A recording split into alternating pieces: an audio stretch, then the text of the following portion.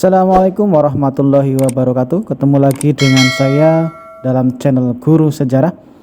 Kali ini saya akan membahas tentang pelajaran sejarah mengenai sumber sejarah di kelas 10 SMA. Nah,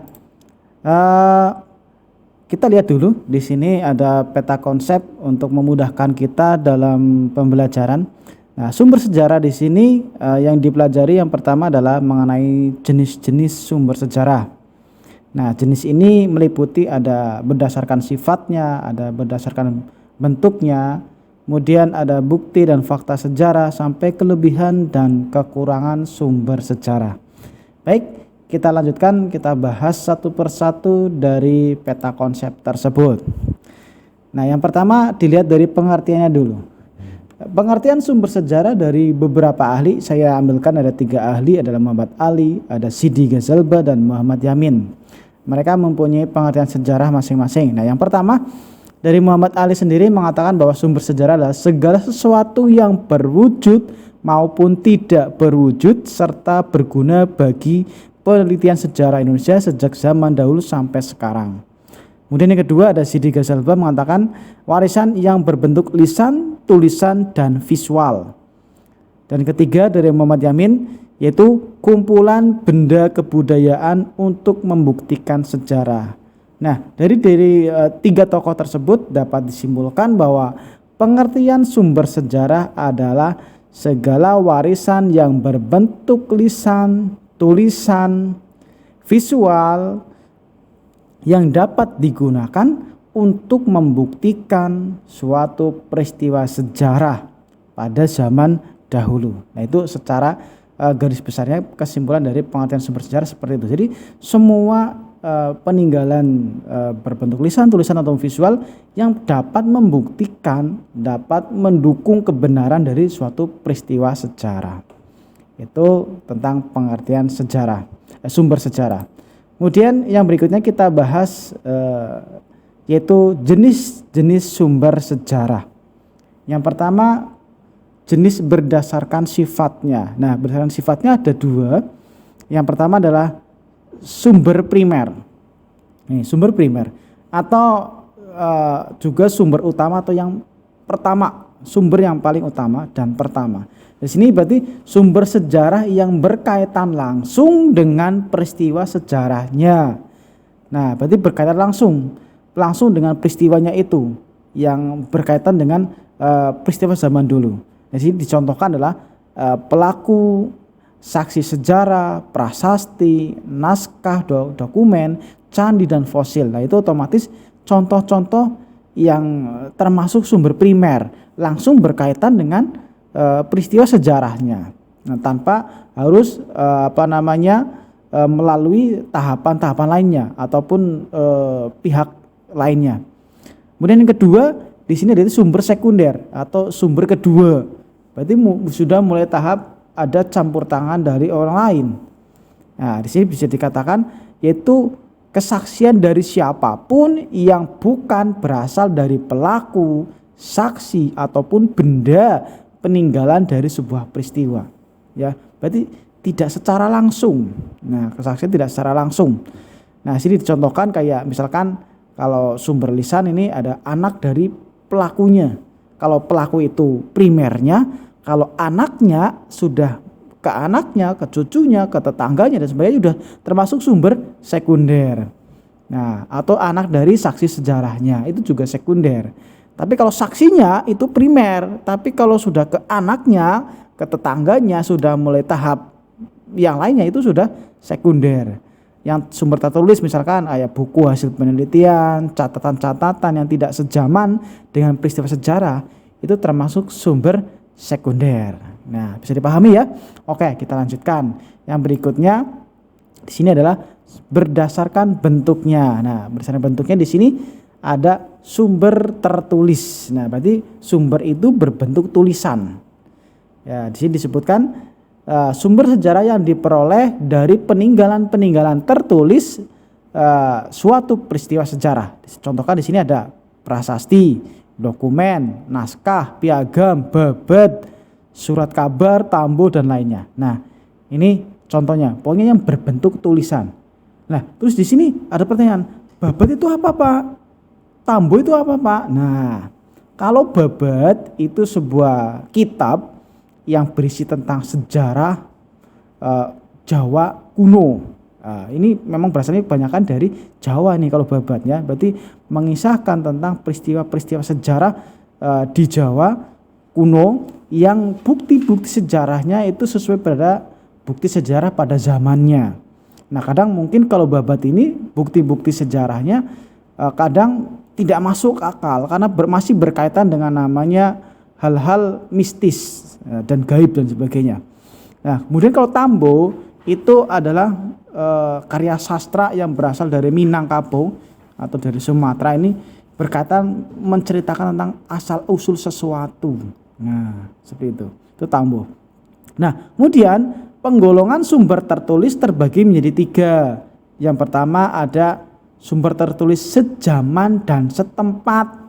Nah, berarti sumber sejarahnya yang tertulis itu ditemukan itu sejaman dan setempat. Nah, tempatnya sama. Nah, jadi contohkan misalkan ya, kayak ketika seorang sejarawan akan menulis tentang peristiwa proklamasi, otomatis menggunakan sumber sejarah berupa teks proklamasi. Nah, teks proklamasi otomatis kan ditemukannya juga sejaman dengan peristiwanya, yaitu proklamasi. Tempatnya juga satu tempat, yaitu di Jakarta, ya, masih satu tempat. Nah, itu makanya sumber tertulis sejaman dan setempat. Yang kedua, yang B ini, sumber tertulis sejaman tapi tidak setempat. Satu zaman tapi tempatnya berbeda, ditemukannya sumber tempatnya berbeda. Nih dicontohkan, ada prasasti Nalanda. Ini adalah prasasti yang ditemukan di wilayah India. Tapi di sini untuk menulis sejarah tentang kerajaan Sriwijaya. Nah, sejaman dengan kisahnya ataupun dengan sejarah kerajaan Sriwijaya itu satu zaman, cuma tempatnya berbeda. Kalau Sriwijaya itu kan di Sumatera, di Indonesia, sedangkan prasastinya itu ternyata ditemukan di India, berbeda tempat, tapi masih satu zaman. Nah, ada lagi contoh lain, ada prasasti Ligor. Ini juga milik dari Sriwijaya, tapi ditemukan di Thailand. Nah, ini sumber tertulis yang sejaman, tapi tempatnya berbeda. Oke. Yang ketiga, nah yang C, sumber tertulis setempat tetapi tidak sejaman. Nah, ini dibalik tadi kan, tempatnya sama tapi zamannya udah berbeda. Nah, di sini dicontohkan di sini adalah Kitab Negara Kertagama. Nah, yang ditembuat tempatnya sama itu di Majapahit, cuma zamannya sudah berbeda. Zaman pemerintahnya sudah berbeda. Seperti itu. Nah, ini tadi kaitannya dengan sumber tertulis ada 3 golongan. Ini sudah saya berikan gambarnya, ini teks proklamasi seperti ini prasasti Nalanda, ini Kitab Negara Kertagama seperti ini. Oke, paham ya? Kita lanjutkan. Berikutnya kita bahas tentang sumber lisan. Tadi sumber tertulis, sekarang sumber lisan. Nah, dari kata asal saja yaitu lisan. Lisan adalah kata-kata, ucapan. Nah, ucapan otomatis berasal dari pelaku sejarah, dari saksi sejarah secara langsung. Nah, itu. Nah, bisa digambar di sini ya. Nah, ini contoh cara memperoleh dengan sumber lisan seperti ini. Otomatis dengan wawancara langsung dengan pelaku sejarahnya atau dengan saksi sejarahnya. Ini contoh, mungkin ini adalah veteran, berarti dia seorang pelaku sejarah. Ini bisa diwawancarai. Ini namanya menggunakan sumber lisan. Nah, paham? Berikutnya yaitu tentang sumber berupa benda. Nah, berarti kalau benda berarti ada bendanya. Nah, ada bendanya. Nah, berarti sumber yang berasal dari benda-benda peninggalan kebudayaan dari suatu peristiwa. Nah, di sini sumber benda juga sering disebut namanya istilahnya sumber korporal. Nah, ini korporal ya, atau sumber benda. Contohnya ada candi, arca, kapak, fosil, gerabah, kemudian perhiasan, menhir, dolmen dan sebagainya, banyak sekali. Saya contohkan di sini ada candi nih, Candi Borobudur. Ini ada fosil, ya, fosil binatang purba misalkan. Yang ini ada dolmen, ini peninggalan praaksara ini ya, dolmen, tiang meja batu. Ini berupa benda. Ini bisa digunakan sebagai sumber sejarah berupa benda. Kita lanjutkan. Nah, kita bahas tadi udah sumber sejarahnya, kita bahas tentang bukti dan fakta sejarah. Karena ini yang mendukung dari sumber-sumber tadi. Ini dikatakan kalau bukti merupakan hal yang memperkuat dan mendukung bahwa peristiwa itu benar-benar terjadi. Ini bukti adalah pendukungnya bahwa peristiwa itu benar-benar terjadi. Sedangkan fakta itu sesuatu yang benar-benar terjadi. Berarti sudah terverifikasi, berarti sudah berubah jadi fakta. Nah, bisa disebutkan di sini adalah suatu bukti atau sumber sejarah dapat dikatakan sebagai fakta sejarah apabila sudah melalui tahap verifikasi sumber. Verifikasi itu apa? Verifikasi itu artinya adalah mengkritik. Bisa itu kritik ekstern, kritik intern dari sumber sejarah tadi, dinilai lah ya, dinilai itu benar-benar sumber itu valid tidak. Nah, kalau sudah benar-benar valid berarti sudah berubah jadi namanya fakta sejarah. Nah, fakta di sini ada dua macam. Ada fakta mental dan fakta sosial. Kalau fakta mental berarti hasil pemikiran manusia pada zaman itu, pada peristiwa itu. Ya, hasil pemikirannya, berarti berkaitan dengan pikiran, itu mental. Tapi kalau fakta sosial ini berkaitan dengan kondisi sosial yang berkembang pada suatu zaman. Nah, itu tentang bukti dan fakta sejarah. Nah, berikutnya kita bahas tentang kelebihan dan kekurangan sumber sejarah. Nah, kelebihan dan kekurangan. Ternyata sumber sejarah punya kelebihan juga punya kekurangan. Di sini saya lampirkan ada kelebihan dan kekurangan sumber benda. Bisa dibaca di sini ya. Kelebihannya saya bacakan satu, misalkan dapat berfungsi sebagai objek penelitian, sumber pengetahuan, dan sekaligus sebagai objek wisata. Ini terutama kayak candi-candi ini ya.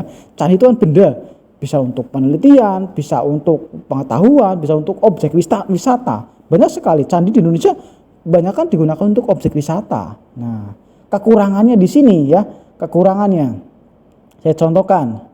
Nah, bentuk fisik sumber benda itu mudah rusak.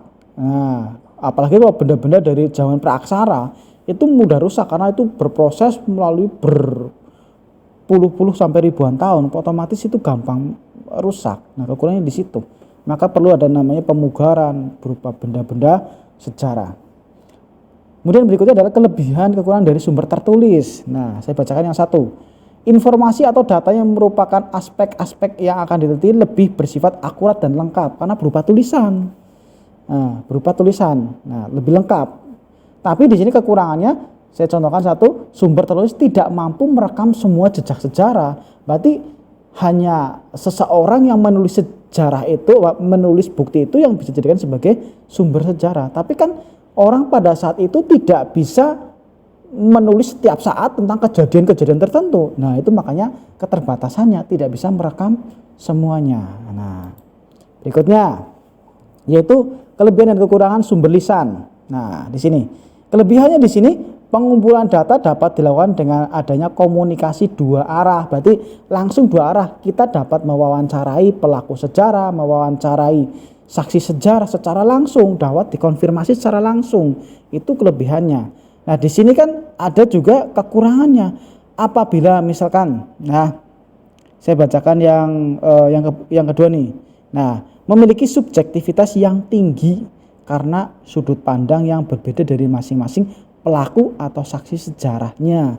Kan otomatis setiap pelaku, setiap saksi sejarah pasti ketika menjelaskan sebuah peristiwa antara saksi satu dan saksi yang kedua pasti berbeda. Sudut pandangnya berbeda. Itu namanya objektivitas. Nah, itu juga kita harus hati-hati. Itu kekurangannya di situ. Apalagi kalau saksinya atau pelakunya sudah tua, umurnya sudah di atas 80, otomatis dari segi ingatan mereka juga berkurang. Nah, itu juga termasuk kekurangan. Kemudian kelebihan dan kekurangan dari sumber primer. Nah, sumber primer kan sumber yang utama tadi ya. Nah, di sini kelebihannya dari sini. Penggunaan sumber primer dapat menjelaskan tentang kebenaran sejarah dari sudut validitasnya, yaitu ketepatan fakta sejarah. Berarti lebih tepat, lebih valid. Ya, lebih valid.